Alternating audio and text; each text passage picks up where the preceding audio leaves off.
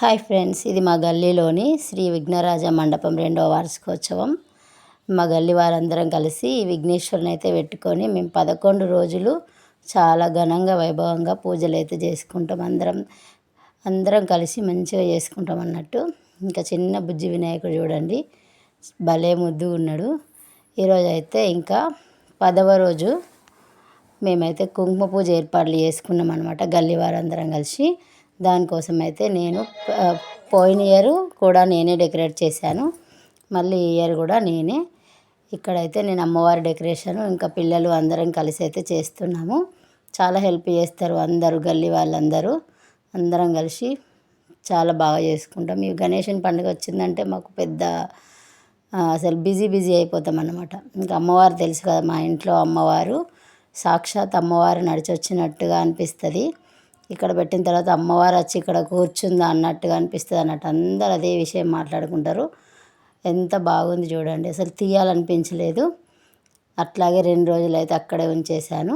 ఇంకా ఈ అక్క అందరు చూడండి, ఆంటీ వాళ్ళందరూ కూరగాయలు కడిగేస్తారు. అక్క అయితే వంటలు భలే చేస్తే చాలా టేస్టీగా బాగా చేస్తుంది. చిన్న పెద్ద తేడా లేకుండా అందరు హెల్ప్ చేస్తున్నారు చూడండి. ఇక్కడ అమ్మవారి డెకరేషన్ అయిపోయింది. ఇక పూజ అయితే స్టార్ట్ అయింది. సాయంత్రం పూజ అన్నమాట.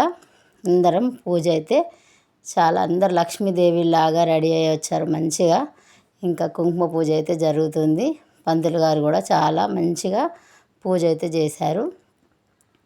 ఇంతకుముందు కూడా కుంకుమ పూజలు బాగా జరిగాయి కదా, మళ్ళీ ఇక్కడ కూడా కుంకుమ పూజ అయితే మేము పోయిన ఇయర్ ఈ ఇయర్ 2 సంవత్సరాలు జరుపుకున్నాం అన్నట్టు. చాలా బాగా అనిపిస్తుంది. సాయంకాలం వేళ సంధ్యా వేళ మంచిగా జరిగింది పూజ అయితే.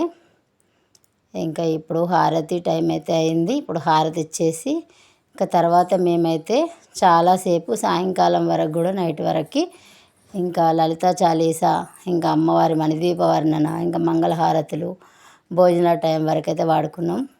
ఇంకా గల్లీ వాళ్ళందరికీ కూడా ఇక్కడ భోజనాలు ఏర్పాటు చేసుకుని శంభు ప్రియ జగతికి మూలం నీవమ్మ, శ్రీ భువనేశ్వరి అవతారం జగమంతటికి